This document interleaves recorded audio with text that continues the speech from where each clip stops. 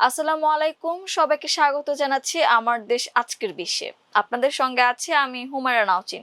দর্শক, শুরুতেই জানাবো সংবাদ শিরোনাম। নিজের ক্যান্সারের খবর দিলেন ইসরায়েলের প্রধানমন্ত্রী বেনিয়ামিন নেতানিয়াহু। তেল ক্ষেত্রে কোনো ধরনের হামলা হলে পাল্টা হামলার হুঁশিয়ারি ইরানের।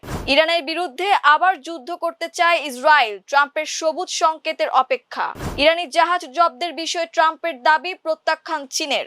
লেবাননে আহত জাতিসংঘ শান্তিরক্ষী জওয়ানের মৃত্যু। ইরাক থেকে কুয়েতে ড্রোন হামলা। যুদ্ধবিরতি অর্থহীন, হামলার জবাব দেবে হিজবুল্লাহ। ন্যাটোর সদস্য পদ বাতিলের গুঞ্জন নিয়ে মুখ খুললেন স্পেনের প্রধানমন্ত্রী। ইরান যুদ্ধের মাশুল গুনছে ইউরোপ, প্রতিদিন ক্ষতি প্রায় $600 মিলিয়ন। দর্শক, শুনছিলেন সংবাদ শিরোনাম, এবারে বিস্তারিত। ইসরায়েলের প্রধানমন্ত্রী বেনিয়ামিন নেতানিয়াহু জানিয়েছেন তার শরীরে প্রোস্টেট ক্যান্সার শনাক্ত হয়েছিল। বার্ষিক স্বাস্থ্য পরীক্ষার প্রতিবেদন প্রকাশ করতে গিয়ে শুক্রবার তিনি এ তথ্য জানান। ৭৬ বছর বয়সী এই নেতা বলেন, ২ মাস আগে তার ক্যান্সার ধরা পড়লেও তিনি ইচ্ছাকৃতভাবে প্রতিবেদন প্রকাশ বিলম্ব করেন। তার দাবি, ইরান যেন বিষয়টি নিয়ে প্রচারণা চালাতে না পারে সে কারণেই এই সিদ্ধান্ত। ২০২৪ সালের ডিসেম্বরে প্রোস্টেটের সমস্যার জন্য অস্ত্রোপচার করান নেতানিয়াহু। পরবর্তী নিয়মিত পরীক্ষায় চিকিৎসকেরা তার প্রোস্টেটে ১ সেন্টিমিটারেরও কম আকারের একটি ম্যালিগন্যান্ট টিউমার শনাক্ত করেন। প্রধানমন্ত্রীর কার্যালয় থেকে প্রকাশিত চিকিৎসকদের চিঠিতে বলা হয়েছে, এটি খুব প্রাথমিক পর্যায়ের একটি ক্ষুদ্র টিউমার যা শরীরের অন্য কোথাও ছড়িয়ে পড়েনি। অন্যান্য পরীক্ষাতেও কোনো জটিলতার ইঙ্গিত পাওয়া যায়নি। নেতানিয়াহু দাবি করেছেন, প্রয়োজনীয় চিকিৎসার মাধ্যমে টিউমারটি অপসারণ করা হয়েছে এবং বর্তমানে তিনি সুস্থ আছেন। ইরানের তেল ক্ষেত্রে কোনো ধরনের হামলা চালানো হলে যুক্তরাষ্ট্রকে সমপরিমাণ পাল্টা জবাব দেওয়ার হুঁশিয়ারি দিয়েছেন দেশটির ভাইস প্রেসিডেন্ট। ইরানের মেহের নিউজ এজেন্সির বরাতে এ খবর জানা গেছে। ভাইস প্রেসিডেন্ট ইসমাইল সাকাব এসফাহানি বলেন, শত্রুপক্ষ যদি আবারও কোনো ভুল করে তবে আমাদের কৌশল হবে চোখের বদলে চোখ। আমাদের কোনো তেল কূপে আঘাত করা হলে যে দেশের মাটি ব্যবহার করে আমাদের ওপর আক্রমণ চালানো হবে সেই দেশের তেল স্থাপনাগুলো লক্ষ্যবস্তু করা হবে। তেহরানের আলোচনা প্রক্রিয়া নিয়ে সাকাব এসফাহানি আরো বলেন, আলোচনার টেবিলে ইরানের প্রতিনিধি দল শত্রুর কলার চেপে ধরেছে। দেশের জ্বালানি সরবরাহ নিয়ে ইরানিদের দুশ্চিন্তা না করার পরামর্শ দিয়ে ভাইস প্রেসিডেন্ট জানান, এ বিষয়ে সব ধরনের প্রয়োজনীয় ব্যবস্থা নেওয়া হয়েছে।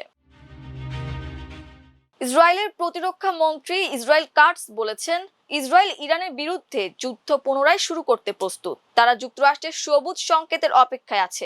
এক ভিডিও বিবৃতিতে কাটস বলেন, ইসরায়েলি সেনাবাহিনী প্রতিরক্ষামূলক ও আক্রমণাত্মক উভয় দিক থেকেই প্রস্তুত এবং লক্ষ্যবস্তুগুলো চিহ্নিত করা হয়েছে। তিনি আরো বলেন, আমরা যুক্তরাষ্ট্রের সবুজ সংকেতের অপেক্ষায় আছি, প্রথমত খামেনি বংশধারাকে সম্পূর্ণভাবে নির্মূল করার জন্য এবং পাশাপাশি ইরানকে অন্ধকার যুগ ও পাথর যুগে ফিরিয়ে নিতে তাদের গুরুত্বপূর্ণ জ্বালানি ও বিদ্যুৎ অবকাঠামো ধ্বংস করার মাধ্যমে তাদের জাতীয় অর্থনৈতিক কাঠামো ভেঙে ফেলার জন্য।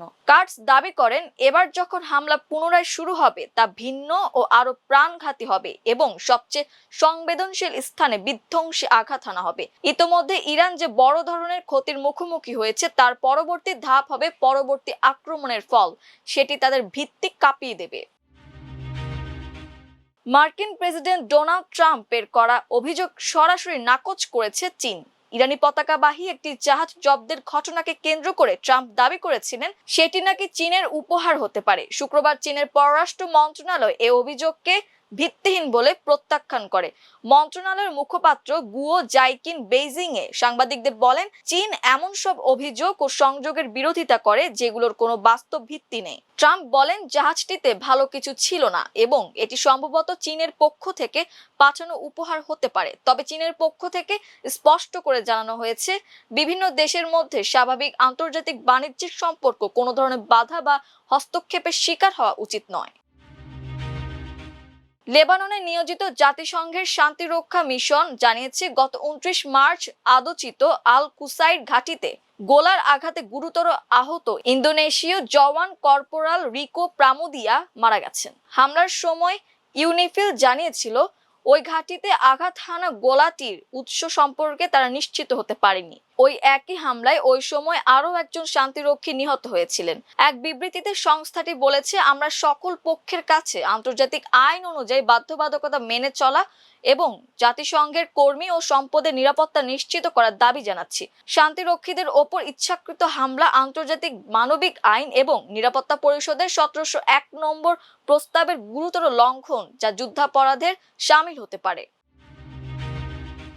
মধ্যপ্রাচ্যে উত্তেজনার মধ্যে কুয়েতে নতুন করে হামলা হয়েছে। এবার প্রতিবেশী ইরাক থেকে ছোড়া ড্রোন কুয়েতে আঘাত হানে। দেশটির উত্তর সীমান্তের সেনা পোস্টগুলো লক্ষ্য করে হামলাটি করা হয়। কুয়েতের সামরিক বাহিনী এক বিবৃতিতে জানায়, শুক্রবার সকালে বিস্ফোরক বোঝাই দুটি ড্রোন ফাইবার অপটিক কেবল দিয়ে নিয়ন্ত্রিত হয়ে সীমান্ত পোস্টে আঘাত হানে। এতে অবকাঠামোগত ক্ষতি হয়েছে, তবে কোনো হতাহতের ঘটনা ঘটেনি। সামরিক বাহিনী এই ঘটনাকে অপরাধমূলক আগ্রাসন হিসেবে উল্লেখ করেছে এবং জানিয়েছে ড্রোন দুটি ইরাক থেকে উৎক্ষেপণ করা হয়েছিল। ইসরায়েলের অব্যাহত শত্রুতার মুখে লেবানন ও ইসরায়েলের মধ্যে চলমান যুদ্ধবিরতি অর্থহীন বলে মন্তব্য করেছেন হিজবুল্লাহ নেতা ও রাজনীতিবিদ আলী ফায়াদ। তিনি বলেন, লেবাননের ওপর ইসরায়েলি যে কোনো আগ্রাসন হিজবুল্লাহকে পাল্টা জবাব দেওয়ার অধিকার দেয়। লেবাননের দৈনিক পত্রিকা আন নাহারকে দেওয়া এক সাক্ষাৎকারে যুদ্ধবিরতির মেয়াদ আরো 3 সপ্তাহ বৃদ্ধির ঘোষণার বিষয়ে ফায়াদ বলেন, লেবাননের ওপর প্রতিটি ইসরায়েলি হামলা প্রতিরোধ বাহিনীকে পাল্টা আঘাত করার অধিকার প্রদান করে। আলী ফায়াদ অভিযোগ করেন, বর্তমান ব্যবস্থাটি কার্যত লেবাননকে যুদ্ধবিরতি মেনে চলতে বাধ্য করছে, অথচ ইসরায়েলের ওপর ন্যূনতম কোনো বাধ্যবাধকতা আরোপ করছে না। এই পরিস্থিতি হিজবুল্লাহ প্রত্যাখ্যান করছে এবং এটি মোকাবিলা করবে বলেও তিনি জানান।